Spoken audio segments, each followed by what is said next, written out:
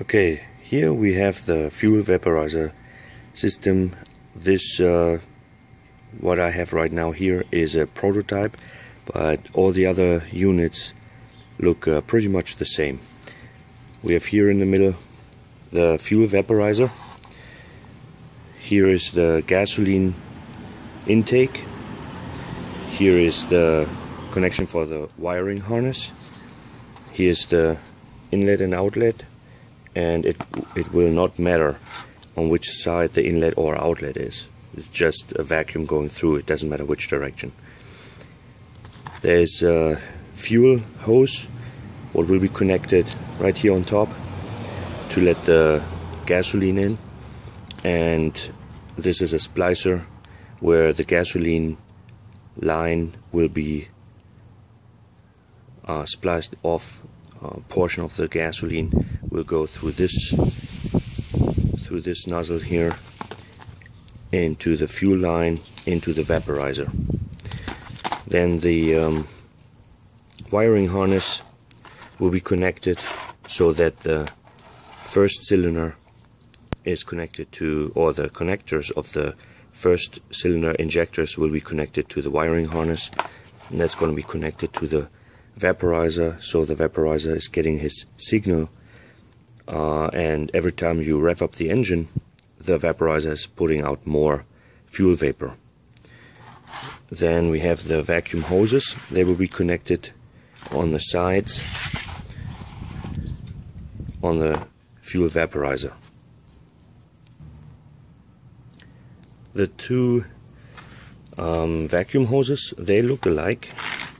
They are pretty much both the same, but one of them has actually metal inside, and that one what has the metal inside, I don't know if you can see it with the camera, but with a blank eye or with a finger you will be able to see which one has the metal inside. It's a metal strip what's inside one of those hoses. That one is the hose what needs to be connected between the vaporizer and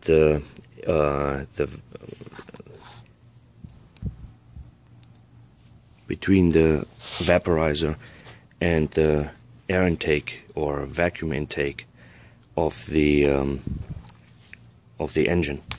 The other hose, what does not have metal inside, will be connected between the vaporizer and the crankshaft case from the engine, or wherever the vacuum is pulled from. Now we have installed the system on a Chrysler Town & Country. It's a 2010, I believe, and we have back here, back there is the fuel splicer, where the fuel line is pretty much almost like a T be connected. This one here is the fuel line now what goes to the fuel vaporizer, and you can see that here. That's the fuel vaporizer, the black box here, and on top of it, right there, is where the fuel goes in. This is a fuel line going in the vaporizer. Then we have here the vacuum line. Usually it's connected coming from here directly in this vacuum intake from the engine, but now we have redirected it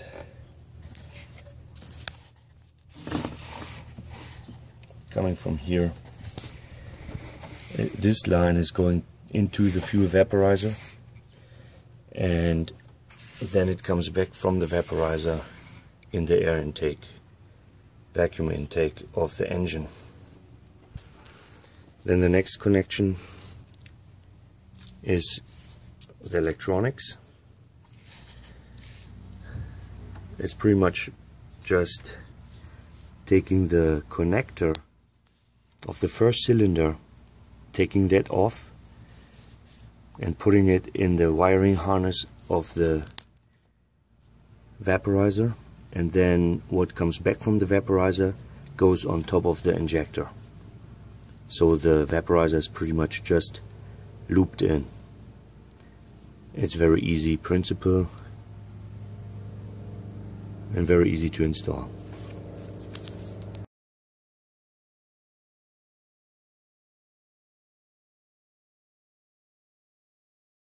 To get started, take the vaporizer and connect the fuel line to the vaporizer, and then connect the fuel line to the splicer, and then connect the splicer to the original fuel line of the car. By doing that, you have to disconnect the original fuel line from the car and put this in the intake of the fuel line, and the original fuel line goes into here, so that this metal piece, the splicer, is pretty much in between the fuel line, in between the original fuel line. And then here on the side, the fuel line for the vaporizer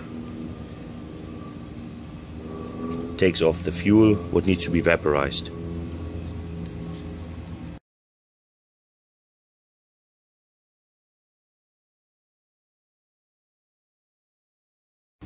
The next step would be to connect the electronics. So you take the wiring harness, connect it to the fuel vaporizer, and then you take the injector connector of the first cylinder, pull it off and plug it in here, and put the other side on the injector from the first cylinder, so that the fuel vaporizer is pretty much just looped in between. Then the next step will be determine which of the hoses has the metal inside. That needs to be connected to the vacuum intake of the vehicle. In most cases you will find a vacuum intake, a strong vacuum intake on top of the engine. Don't use the vacuum intake what goes to the brake cylinder. Don't use that one. I always would leave the brake cylinder alone. There are plenty of other vacuum intakes, and on the Chrysler it's on top. Most cars have it on top, and then you can loop the vapor inside.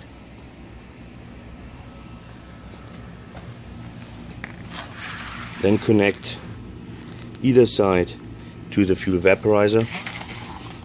You will have different connections here, so that's easy to screw them on. And then one side is the intake, one side is the outlet.